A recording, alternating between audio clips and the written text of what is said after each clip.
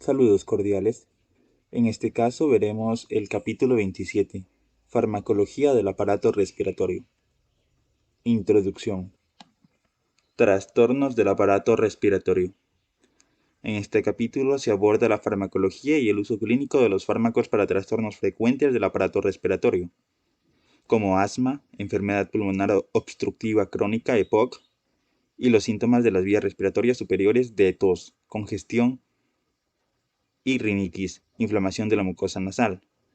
Este capítulo finaliza con un apartado sobre los fármacos utilizados para el tratamiento de la fibrosis quística. Asma. El asma se caracteriza por obstrucción de las vías respiratorias causadas por inflamación y aumento de la reactividad a estímulos que producen broncoconstricción como alérgenos, aire frío, ejercicio y estrés emocional. Los principales síntomas del asma son dificultad respiratoria, falta de respiración, sibilancias y tos. En personas susceptibles, la exposición a un estímulo puede desencadenar la liberación de sustancias desde los mastocitos, los eosinófilos, los basófilos, los neutrófilos y los macrófagos. Algunas de estas sustancias, como la histamina, la adenosina, la bradicinina y la proteína básica mayor, se almacenan en gránulos celulares. Otras sustancias se forman y se liberan inmediatamente en respuesta a los estímulos asmáticos, entre ellas las que derivan del ácido araquidónico y que se conocen como leucotrienos y prostaglandinas. Estas sustancias contribuyen a la inflamación de la vía respiratoria, el edema y la descamación del epitelio bronquial, así como la hipertrofia del músculo liso de las vías respiratorias. Los mediadores químicos del asma también incrementan la permeabilidad y reactividad del músculo liso, de los bronquiolos a los alérgenos, los microorganismos infecciosos, los mediadores de la inflamación y otros irritantes. En consecuencia, aumentan la producción de moco y las vías aéreas están ocluidas por tapones de moco, lo que reduce la capacidad de las vías respiratorias de eliminar las sustancias perjudiciales. La obstrucción de las vías respiratorias en el asma se debe a una combinación de inflamación bronquial, broncoconstricción y obstrucción de la luz por moco, células inflamatorias y restos epiteliales.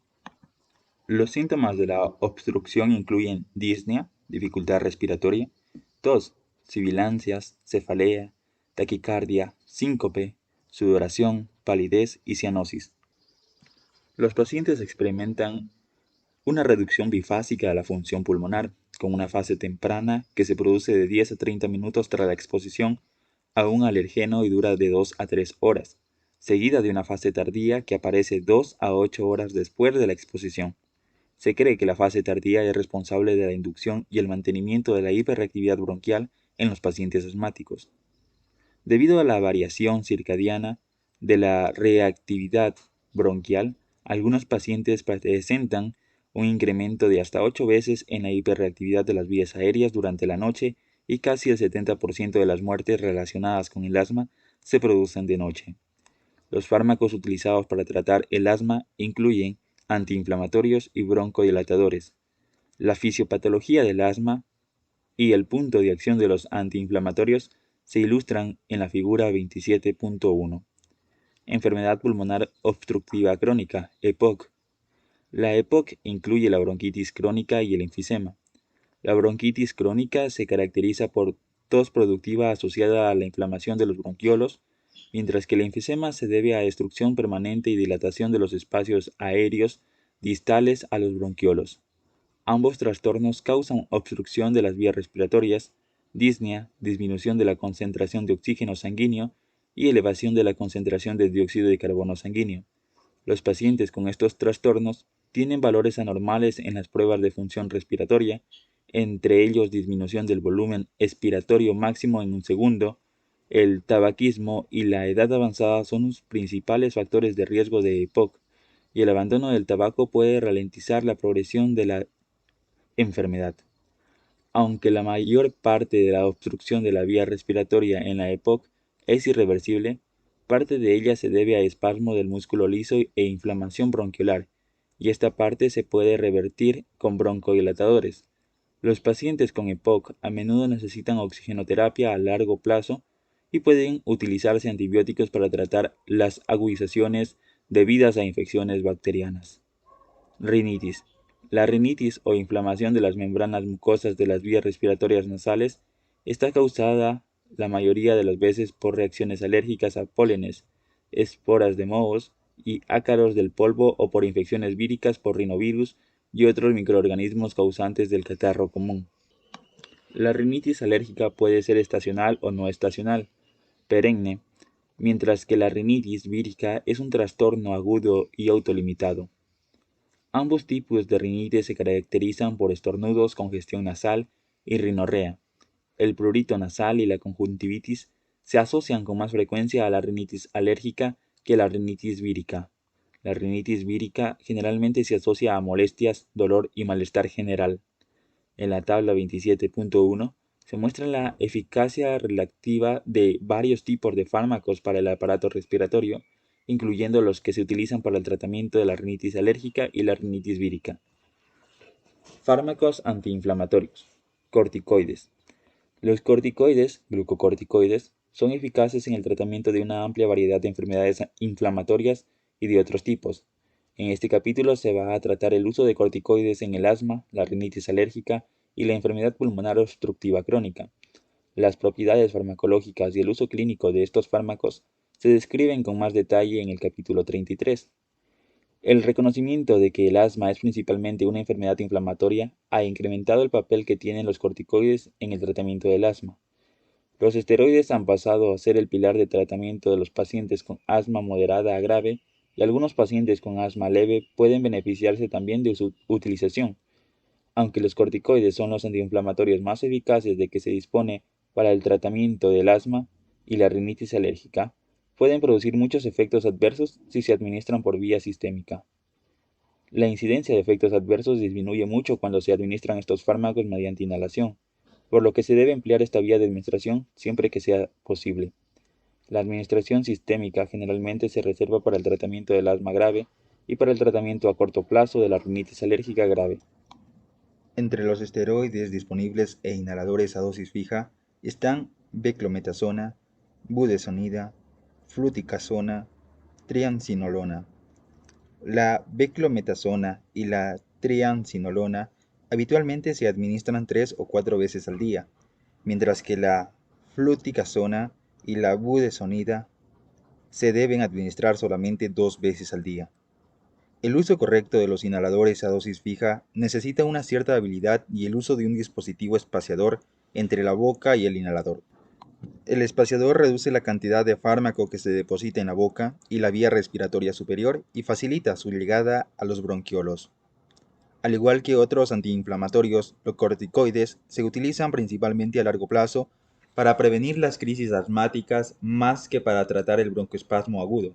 Generalmente es necesario el tratamiento durante 8 semanas para obtener la respuesta máxima a los esteroides. Los corticoides pueden reducir el número y la gravedad de los síntomas y la necesidad de utilizar agonistas de los receptores beta-2 adrenérgicos y de otros broncodilatadores. Los efectos adversos asociados a los corticoides inhalados habitualmente son leves. El depósito excesivo de estos fármacos en la boca y la vía respiratoria superior puede causar candidiasis oral. Muger. Se ha planteado la preocupación por la posibilidad que tienen los esteroides de suprimir el crecimiento en los niños. Es difícil evaluar este problema porque los niños asmáticos pueden tener trastornos del crecimiento relacionados con su enfermedad. Sin embargo, en un metaanálisis de 21 estudios, se concluyó que la beclometasona inhalada no retrasa el crecimiento. En otro estudio se vio que el 95% de los niños tratados con budesonida inhalada durante una media de 9 años llegaron al objetivo de talla adulta a pesar del retraso inicial de crecimiento.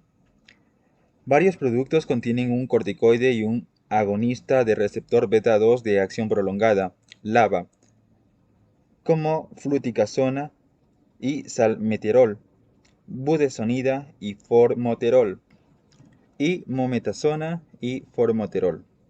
Estos inhaladores son un método cómodo para el tratamiento del asma crónica. Estabilizadores de los mastocitos. Cromoglicato sódico. Química y mecanismos.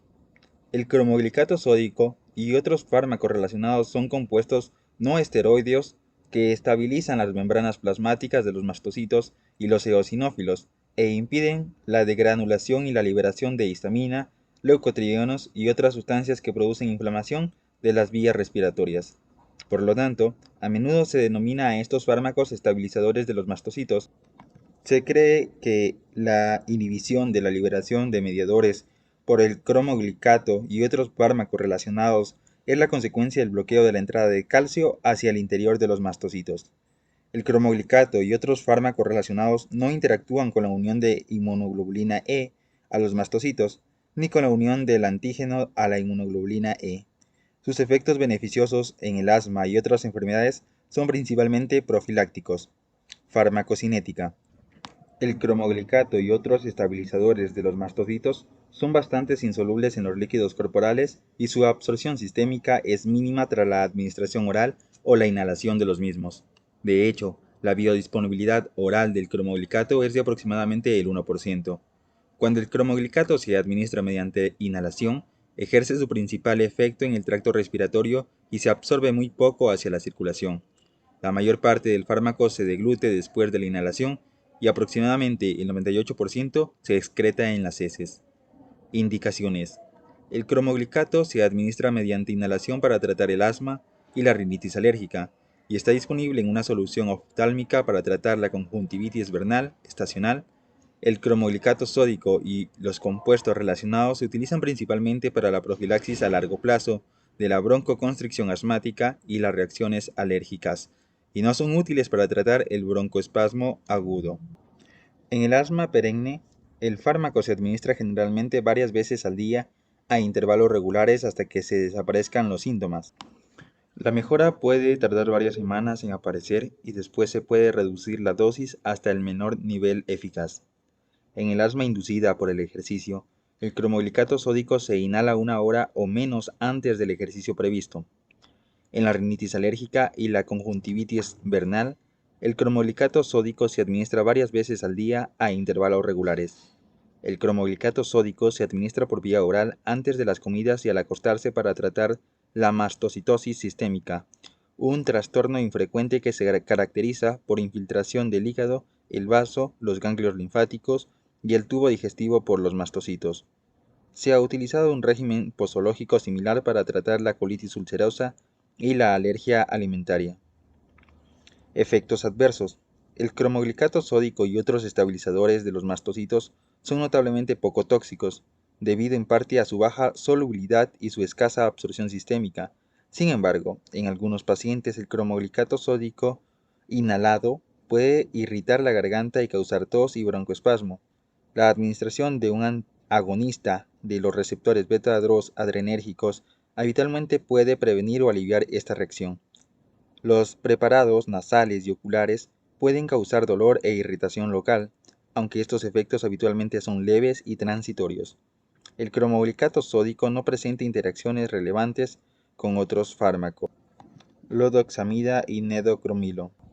La lodoxamida y el nedocromilo tienen propiedades similares a las del cromoglicato sódico y se formulan en soluciones oftálmicas para tratar las alergias oculares como la queratitis y la conjuntivitis estacionales. Pueden producir la molestia ocular, aunque en general se tolera bien. Inhibidores de los leucotrienos. Los leucotrienos, leuco del leucocito, trieno se refiere a 3 dobles enlaces conjugados, son un grupo de metabolitos del ácido araquidónico que se forma por la vía de la 5-lipooxigenasa en los mastocitos y en otros tipos de leucocitos, como se muestra en la figura 27.2. Los cisteinil-leucotrienos C4, D4 y E4 activan el receptor de cisteinil-leucotrienos tipo 1 y atraen leucotrienos, estimulan la secreción de moco, incrementan la permeabilidad vascular, aumentan el colágeno y llevan a la proliferación y contracción del músculo liso. Estos efectos conducen a la inflamación de la vía respiratoria y broncoconstricción mantenida. Los efectos de los leucotrienos están mediados en parte por la activación de receptores acoplados a proteínas G unidos a G4, lo que aumenta el calcio intracelular y activa la proteincinasa C. Antagonistas de los receptores de leucotrienos. Mecanismos. El montelukast y el zafirlukast tienen una estructura similar a la de los cisteinil-leucotrienos y compiten con estas sustancias por el receptor de cisteinil-leucotrienos tipo 1. Estos fármacos inhiben las fases temprana y tardía de la broncoconstricción inducida por la exposición a antígenos. Sin embargo, no bloquean los efectos del leucotrieno B4, que parecen ser importantes en el asma grave y las agudizaciones del asma. Farmacocinética. El montelukast y el zafirlukast se administran por vía oral y se absorbe bien en el intestino. El montelukast se toma en una única dosis diaria por la noche y está disponible en formulaciones para tratar a adultos y pacientes pediátricos de tan solo 6 meses de edad. El zafirlukast está indicado para pacientes de más de 5 años y se administra 2 veces al día, de 1 a 2 horas antes de las comidas, porque el alimento retrasa su absorción. Estos fármacos están muy unidos a las proteínas plasmáticas, mayor al 99%, y sufren un metabolismo extenso por las enzimas del citocromo P450 hepático. Efectos e indicaciones. Se ha visto que el montelukast y el zafirlukast mejoran la función pulmonar, controlan los síntomas, reducen la necesidad de agonistas beta-2 de rescate de acción corta, disminuyen las agudizaciones del asma y mejoran la calidad de vida general de los pacientes asmáticos. Aunque los corticoides inhalados son más potentes que los antagonistas de los leucotrienos y generalmente se los prefiere para el tratamiento inicial, se pueden utilizar antileucotrienos en personas que no pueden o no quieren tomar esteroides.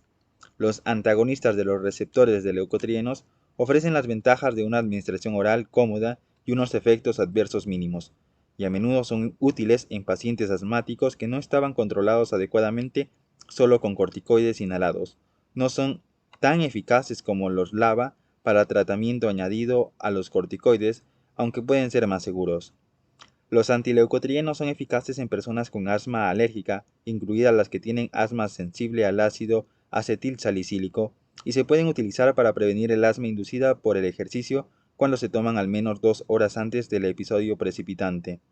Los efectos beneficiosos de estos fármacos son acumulativos y puede tardarse de semanas a meses en observarse el efecto máximo. Aunque no está indicado para el tratamiento del broncoespasmo agudo, sí mejoran el efecto broncodilatador de los agonistas beta-2. En general, los antileucotrienos son más útiles en niños que en adultos con asma y más en niños pequeños que en niños mayores. Efectos adversos e interacciones.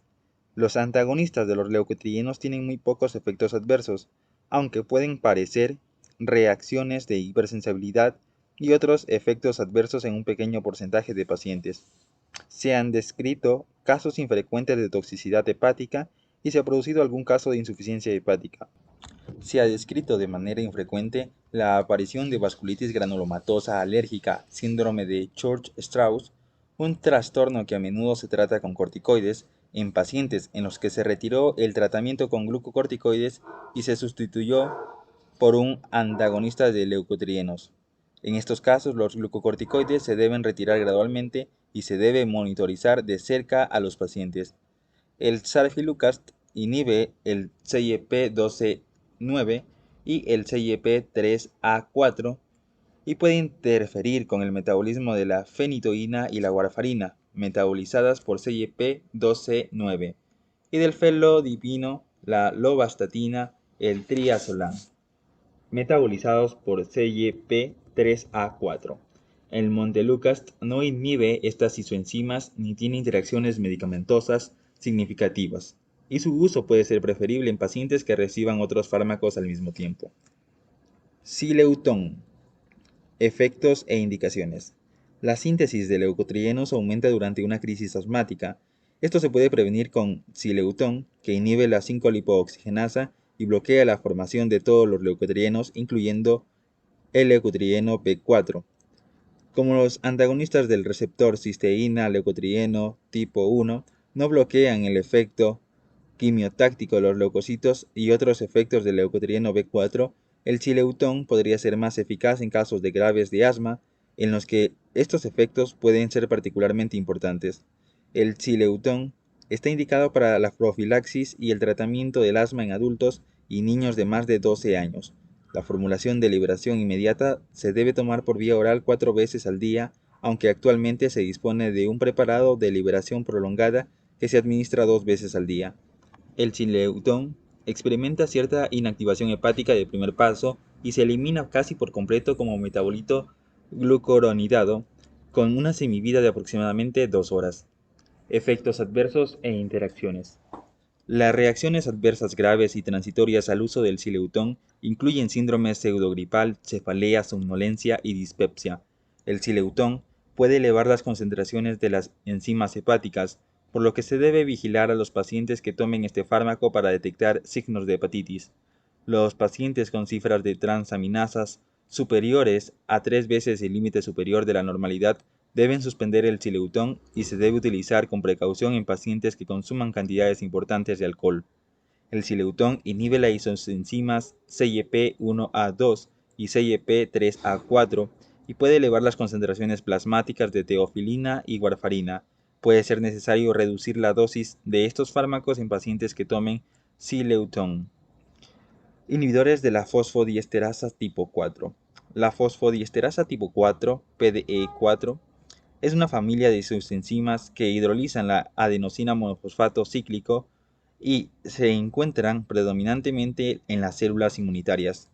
Los inhibidores de la fosfodiesterasa tipo 4 aumentan las concentraciones de AMP cíclico y ejercen acciones antiinflamatorias y se los está investigando para el tratamiento de una amplia variedad de trastornos.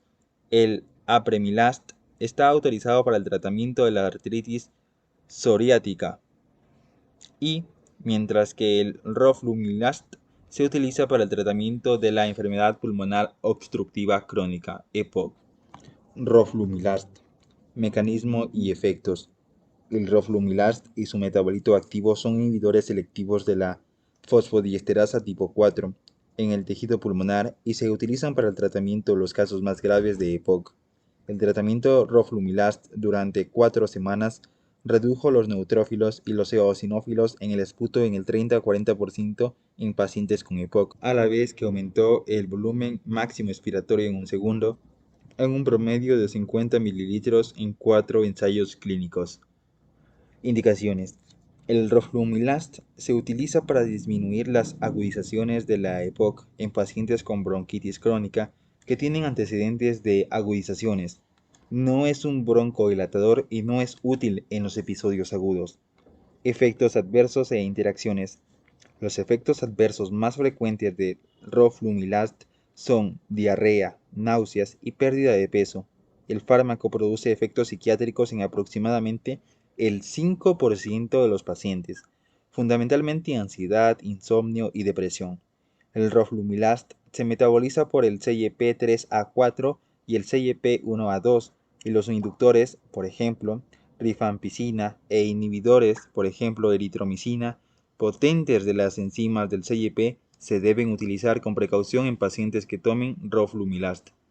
Administración y cinética. El roflumilast se administra por vía oral una vez al día y tiene una buena disponibilidad oral. Las enzimas del CYP lo transforman en un metabolito N-óxido activo antes de su excreción renal. Las semividas del compuesto original y de su metabolito son de unas 17 y 30 horas, respectivamente. Broncodilatadores. Los broncodilatadores incluyen los agonistas selectivos de los receptores beta-2 adrenérgicos, los antagonistas de los receptores muscarínicos y la teofilina. Todos estos fármacos relajan el músculo liso bronquial y previenen o alivian el broncoespasmo. Los agonistas beta-2 son el único tipo de broncodilatador que se utiliza para poner fin a las crisis asmáticas agudas. Los fármacos muscarínicos son menos útiles en el asma y se utilizan principalmente para tratar a pacientes con EPOC. La teofilina se puede administrar de manera crónica para reducir la broncoconstricción en pacientes con asma o enfisema. Agonistas de los receptores beta-2 adrenérgicos. Los agonistas selectivos de los receptores beta-2 adrenérgicos son los principales broncodilatadores utilizados para tratar el asma.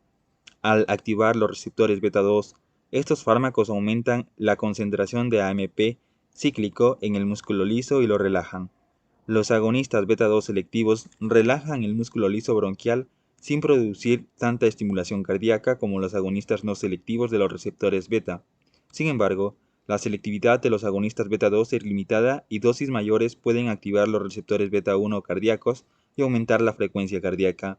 Además, el corazón humano contiene algunos receptores beta-2, posiblemente el 10 al 50% de los receptores beta cardíacos totales, e incluso los agonistas beta-2 muy selectivos pueden aumentar la frecuencia y la contractilidad cardíaca. En el capítulo 8 se describen las propiedades farmacológicas y de otro tipo de los diversos tipos de agonistas de los receptores adrenérgicos, y en la tabla 27.2 se comparan las propiedades de los agonistas selectivos de los receptores beta-2 adrenérgicos que se administran mediante inhalación. Todos los agonistas beta-2 pueden producir taquicardia, temblor y nerviosismo. Los agonistas beta-2 de acción rápida, por ejemplo, salbutamol, levosalbutamol, fenoterol y terbutalina, habitualmente se administran por vía inhalatoria para prevenir o tratar el broncoespasmo agudo. Aunque se dispone de formulaciones orales de salbutamol y terbutalina para niños o adultos que no pueden utilizar un inhalador a dosis fija, las formulaciones orales tienen un inicio de acción más lento y producen más efectos adversos sistémicos. Se ha afirmado que el levosalbutamol, el enantiómero R del salbutamol racémico, causa menos taquicardia, palpitaciones y temblores que el salbutamol, aunque en un estudio no se vieron diferencias significativas en la frecuencia cardíaca ni en el número de visitas al servicio de urgencias entre el salbutamol racémico y el levosalbutamol. El salmeterol y el formoterol son LABA, que se administran 2 veces al día mediante inhalación para el tratamiento a largo plazo del asma y el enfisema. Son particularmente útiles en la prevención de las crisis asmáticas nocturnas que a veces son potencialmente mortales. El salmeterol y el formoterol inhiben la fase tardía de la broncoconstricción inducida por alergenos, que habitualmente aparece después de que se hayan disipado los efectos broncodilatadores de los fármacos de acción más corta. Estos fármacos no están indicados para el tratamiento del broncoespasmo agudo, para el cual se debe utilizar un agonista beta-2 de acción rápida. El salmeterol y el formoterol están disponibles como monoterapia y en combinaciones que contienen fluticasona o budesonida, respectivamente. El arformoterol, el esteroisómero activo del formoterol, se administra por vía inhalatoria 2 veces al día para el tratamiento de la broncoconstricción en pacientes con EPOC, con bronquitis crónica o enfisema. El indacaterol es un agonista de los receptores beta-2 de acción ultralarga que se ha autorizado recientemente para el tratamiento de la obstrucción al flujo de aire en pacientes con EPOC. Es el único broncodilatador agonista de los receptores beta-2 de administración única diaria disponible para esta indicación. En un estudio clínico se vio que el indacaterol puede mejorar más el volumen expiratorio máximo en un segundo que el formoterol administrado 2 veces al día en pacientes con EPOC. Se ha añadido a los productos que contienen LABA una advertencia especial en la que se indica que estos fármacos pueden aumentar el riesgo de muerte relacionada con el asma. Sin embargo, se criticaron los 2 estudios en los que se basan esta advertencia porque no estaban bien controlados, y las directrices para el tratamiento del asma siguen recomendando el uso de LABA combinados con corticoides en pacientes con asma moderado o grave que no se controla únicamente con corticoides. Ipratropio y tiotropio. El ipratropio y el tiotropio son antagonistas de los receptores muscarínicos. El ipratropio es el derivado isopropílico de la atropina, cuyas propiedades se describen en el capítulo 7. La adición del grupo isopropilo da lugar a un compuesto de amonio cuaternario que no se absorbe bien hacia la circulación. El tiotropio es un compuesto de amonio cuaternario sintético. Ambos fármacos se administran mediante inhalación oral para la enfermedad pulmonar y producen muy pocos efectos adversos sistémicos. El ipratropio también está disponible como aerosol nasal para la rinitis. Estos fármacos producen sus efectos broncodilatadores mediante el bloqueo del efecto constrictor de la estimulación del nervio vago parasimpático. En los pacientes con bronquitis crónica y enfisema, el efecto broncodilatador del ipratropio tarda más en aparecer que el efecto de un agonista beta-2, aunque dura más tiempo. Los investigadores encontraron que el efecto del hipratropio se mantenía después de 12 semanas de tratamiento, mientras que el efecto de salbutamol sobre el volumen de inspiración máxima en un segundo tendía a disminuir durante un periodo de 12 semanas. En otros estudios se ha mostrado que el hipratropio mejora la calidad de vida en pacientes con EPOC moderada o grave y que también es útil en lactantes con bronquitis aguda. Se puede utilizar una solución nasal para reducir la rinorrea en pacientes con rinitis alérgica o vírica.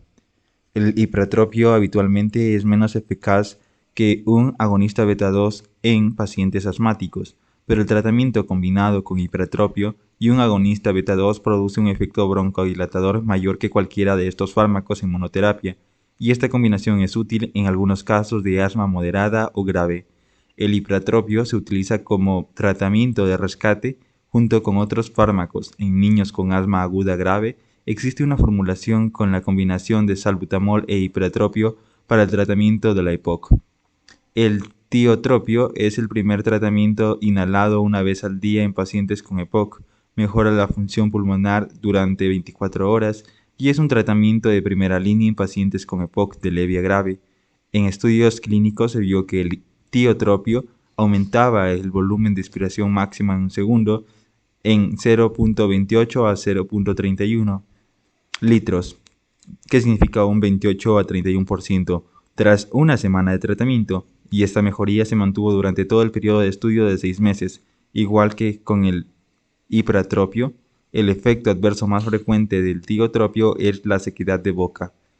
El umeclidino es otro antagonista de los receptores muscarínicos que se administra mediante inhalación, solo o combinado con bilanterol, un agonista beta-2 o con fluticasona, para el tratamiento a largo plazo de la obstrucción de las vías respiratorias en pacientes con EPOC, en una sola dosis diaria. El aclidino es también un antimuscarínico aprobado para el tratamiento de mantenimiento a largo plazo del broncoespasmo asociado a la EPOC, tanto en la bronquitis crónica como en el enfisema. Teofilina. Química, mecanismos y efectos. Igual que la cafeína, la teofilina es una metilxantina que tiene efectos estimulador del sistema nervioso central, broncodilatador y diurético. La teofilina produce menos estimulación del sistema nervioso central y más broncodilatación que la cafeína. La teofilina tiene varias acciones a nivel celular, como inhibición de las isoenzimas de la fosfodiesterasa, bloqueo de los receptores de la adenosina, inhibición de la entrada de calcio e incremento de la secreción de catecolaminas.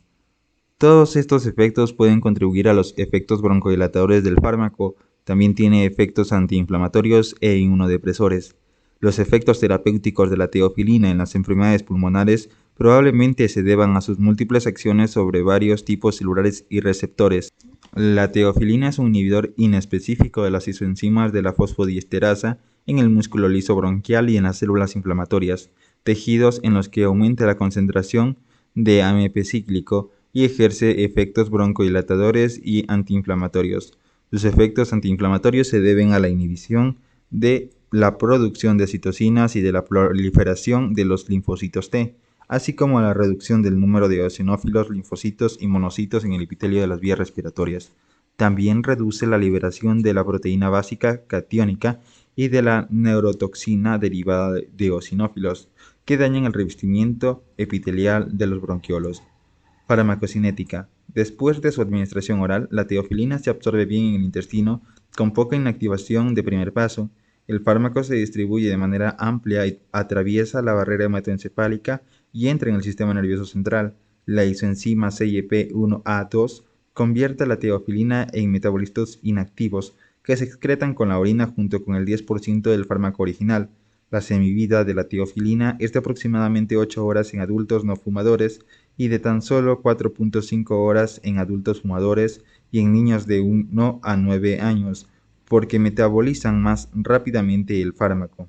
El humo de tabaco contiene determinados compuestos que inducen la síntesis de la isoenzima CYP1A2. Por lo tanto, los niños y los fumadores habitualmente necesitan mayores dosis de teofilina por cada kilogramo de peso corporal que los adultos no fumadores. Debido al estrecho margen de seguridad de la teofilina, se debe monitorizar sus concentraciones séricas. especialmente cuando se inicia el tratamiento. Se considera que la concentración sérica terapéutica está en el intervalo de 5 a 15 miligramos por litro. Concentraciones mayores se asocian a mayor riesgo de reacciones adversas. Indicaciones. La teofilina se utiliza para tratar la EPOC, el asma y la apnea neonatal. En pacientes con EPOC, la teofilina puede aumentar el volumen de expiración máximo en un segundo aproximadamente un 20%, con mejora del volumen minuto respiratorio y del intercambio gaseoso. El tratamiento con teofilina reduce la disnea, aumenta la contractilidad diafragmática, mejora el rendimiento con el ejercicio y disminuye la astenia. La teofilina también incrementa el impulso respiratorio central y tiene efectos cardiovasculares favorables, incluyendo una reducción de la presión arterial pulmonar y un aumento de la fracción de eyección ventricular. La teofilina se utiliza principalmente para tratar a pacientes con EPOC, cuyos síntomas no están controlados con un agonista beta-2 y con hipratropio o tiotropio. Aunque cada vez se utiliza menos la teofilina para tratar el asma, puede ser útil en pacientes cuyos síntomas no se controlan adecuadamente con otros fármacos. La teofilina y la cafeína se utilizan para tratar la apnea recurrente en lactantes prematuros.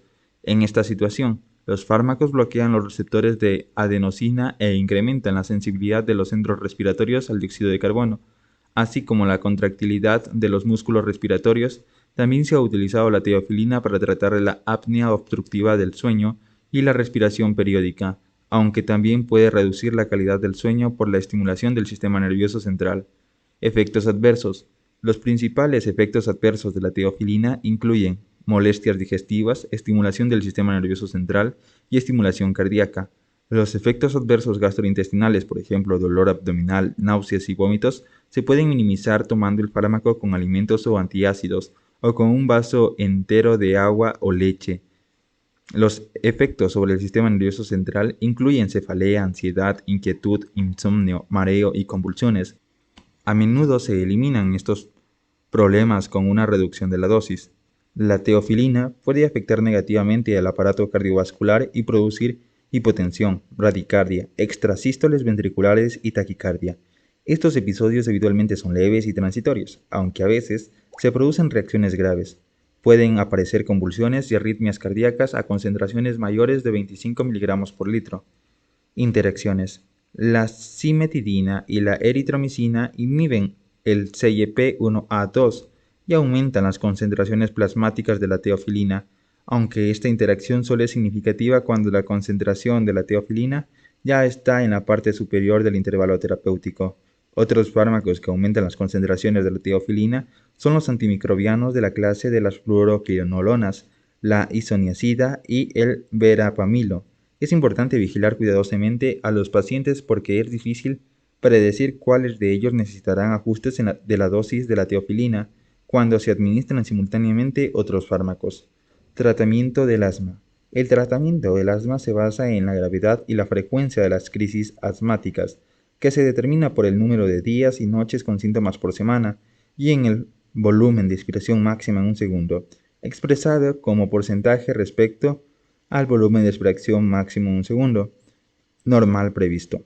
De acuerdo con estos criterios, se puede clasificar el asma como intermitente, leve o como persistente leve, moderada o grave. Se utiliza un abordaje escalonado para tratar el asma, de manera que la dosis y la frecuencia de administración de los fármacos aumentan con el nivel de gravedad. El tratamiento farmacológico del asma se encuadra en dos categorías.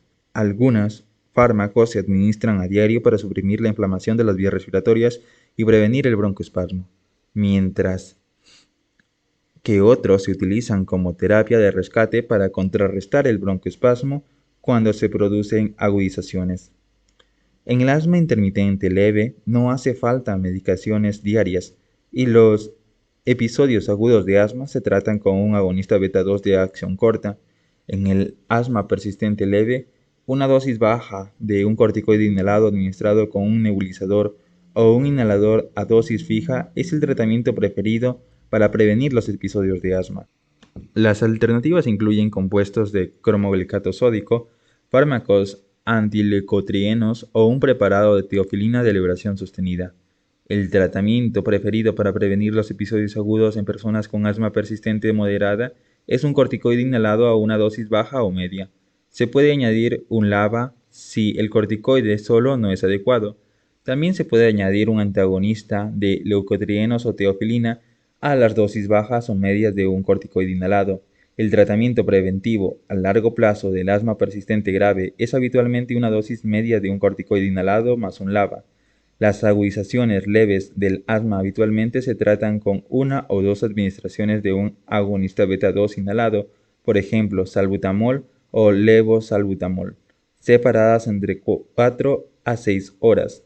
Si el paciente no responde a estos tratamientos, se precisa atención médica, que puede incluir múltiples tratamientos de salbutamol, solo o combinado con hipertropio, oxígeno y posiblemente aporte de líquidos.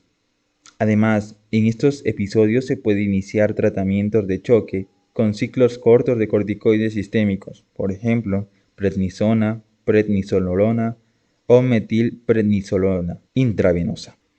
También se deben prescribir antibióticos cuando se documente una infección bacteriana.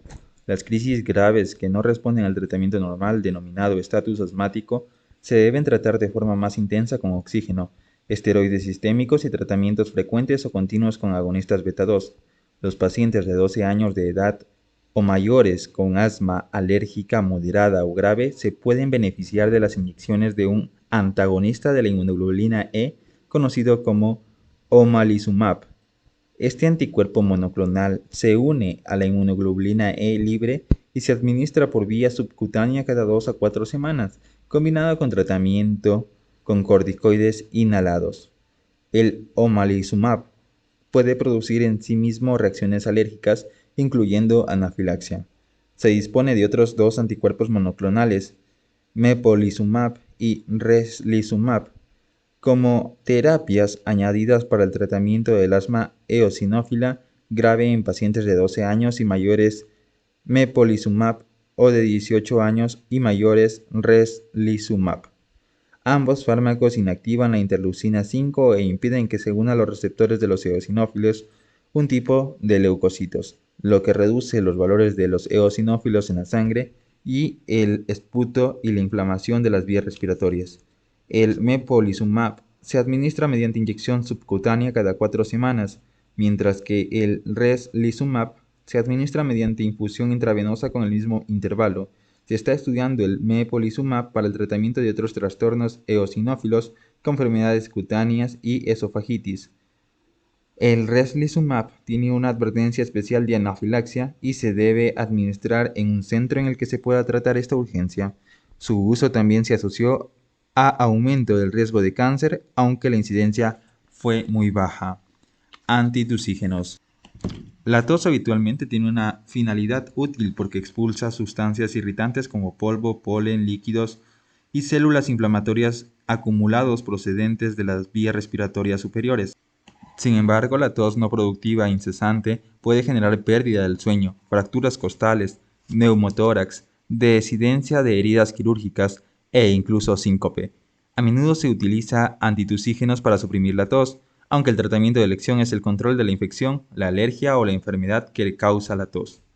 El reflejo tusígeno se inicia por la estimulación de los receptores sensoriales de las terminaciones nerviosas aferentes situadas entre las células de la mucosa de la faringe, la laringe y las vías respiratorias de mayor tamaño. Los impulsos ascienden por el nervio vago hasta el bulbo raquídeo dorsal. La rama eferente del reflejo está formada por nervios somáticos que inervan los músculos laringeos y tóraco-abdominales. Algunos antitusígenos actúan a nivel local y anestesian los nervios aferentes que inician el reflejo tusígeno, mientras que otros actúan inhibiendo el centro de la tos del bulbo. Los antitusígenos de acción local incluyen mentol y otros fármacos relacionados que se administran como aerosoles faringeos o gragias. Los antitusígenos de acción central son los opioides, que habitualmente se administran por vía oral. Casi todos los agonistas de opioides ejercen un efecto antitusígeno, aunque para este fin habitualmente se utilizan los opioides que tienen una razón superior de efecto antitusígeno a efecto analgésico y euforizante. Entre ellos están el dextrometorfano, la codeína y la hidrocodona. El dextrometorfano es el isómero de un potente agonista opioide, Es un antitusígeno eficaz, aunque no produce somnolencia, euforia, analgesia ni otros efectos sobre el sistema nervioso central, excepto a dosis muy elevadas. Por estos motivos, el dextrometorfano está disponible en muchos productos para la tos y otros trastornos respiratorios de venta sin receta y es el antitusígeno opioide más utilizado. La codeína y la hidrocodona son agonistas de opioides de potencia moderada cuyos efectos analgésicos se describen en el capítulo 23. Estos fármacos tienen una excelente actividad antitusígena a dosis que proceden relativamente poca depresión del sistema nervioso central y euforia. Están disponibles en diversos preparados líquidos para la tos que también pueden incluir guaifenesin, antihistamínicos y descongestivos. Expectorantes. Un expectorante es un fármaco que facilita la expulsión de moco y de otro material desde los pulmones. La guaifenesin es un fármaco oral de venta sin receta que se ha utilizado durante muchos años para esta indicación. Reduce la adherencia y la tensión superficial de las secreciones de las vías respiratorias y facilita su expectoración, aunque se desconoce el mecanismo exacto por el que el fármaco produce este efecto. Gracias a su efecto expectorante, la guaifenesin también puede reducir la frecuencia de la tos. Este fármaco puede ser útil en pacientes con secreciones espesas y tenaces en las vías respiratorias, en pacientes con tos seca no productiva y en pacientes con sinusitis, para aumentar la hidratación de las vías respiratorias. Tratamiento de la rinitis. Rinitis alérgica. El tratamiento eficaz de la rinitis alérgica incluye el control ambiental de los alérgenos, el uso profiláctico de antiinflamatorios y el control de los síntomas de antihistamínicos y descongestivos. Se puede tratar correctamente a la mayoría de pacientes con síntomas leves con un antihistamínico solo, aunque los pacientes con rinitis moderada o intensa habitualmente se benefician del tratamiento antiinflamatorio. Los antihistamínicos habitualmente se utilizan durante la exposición estacional máxima a los pólenes y a las esporas de hongos. En la mayoría de los pacientes es adecuado un fármaco no sedante de acción prolongada como cetiricina, loratadina o fexofenadina. La difenhidramina es muy eficaz, aunque produce sedación y se debe reservar para el alivio de los síntomas nocturnos que no responden a otros antihistamínicos. Los corticoides, glucocorticoides, son los fármacos antiinflamatorios más eficaces en la rinitis alérgica. Para ello se dispone de formulaciones de budesonida, fluticasona, ciclesonida y otros esteroides para inhalación nasal. Estos productos son cómodos y eficaces y producen muy pocas reacciones adversas. Si los antiinflamatorios y los antihistamínicos no controlan la congestión nasal, también se puede añadir al régimen un descongestivo como la pseudoefedrina. Sin embargo, a menudo no hacen falta descongestivos si los pacientes toman un antiinflamatorio al comienzo de las alergias estacionales o si utilizan un antihistamínico cuando comienzan los síntomas. A veces se utiliza hiperatropio para tratar la rinorrea asociada a la rinitis. Para ello, se dispone de una formulación en aerosol nasal, aunque no alivia el prurito nasal ni la congestión. La inflamación, la molestia y el prurito oculares pueden ser aspectos particularmente problemáticos de las alergias estacionales. Se dispone de cromaglicato sódico y la lodoxamida, una formulación ocular típicas eficaces en la prevención de dos síntomas de la conjuntivitis alérgica. Los síntomas oculares leves se pueden tratar con descongestivos tópicos y antihistamínicos orales o tópicos, como la acelastina y la olopatadina. Los síntomas oculares más intensos se pueden controlar con un antiinflamatorio no esteroideo tópico, como el ketorolaco. Habitualmente no se utiliza corticoides tópicos para la conjuntivitis alérgica porque su uso ocular a largo plazo se asocia a aumento de la presión intraocular y cataratas. Rinitis vírica. La rinitis vírica catarro común es una enfermedad autolimitada que se debe tratar con medidas conservadoras. Los analgésicos como el paracetamol y el ibuprofeno pueden aliviar el dolor y el malestar, mientras que los descongestivos como la pseudoefedrina reducen la congestión nasal y el hipertropio controla la rinorrea. Algunos médicos proponen el uso de corto plazo, 10 días, de productos que contienen echinacea, que estimula el sistema inmunitario y puede acortar la duración y la intensidad de la rinitis vírica. No obstante, el uso crónico de echinacea puede suprimir el sistema inmunitario. Fármacos para la fibrosis quística. La fibrosis quística es un trastorno genético y es la enfermedad hereditaria más frecuente en poblaciones caucásicas. Es un trastorno genético autosómico recesivo causado por mutaciones del gen de un canal iónico de cloruro, el gen del regulador de la conductancia transmembrana de la FQ. Hay aproximadamente 2000 mutaciones o más del gen de la conductancia transmembranaria de la fibrosis quística asociadas a la fibrosis quística. La mutación más frecuente en caucásicos lleva a la delección de un único aminoácido fenilalanina en la posición 508 del gen del regulador de la conductancia transmembranaria de la fibrosis quística. La prevalencia de la fibrosis quística es de 1 de cada 2.500 recién nacidos, con una frecuencia de portadores heterocigotos de 1 de cada 25.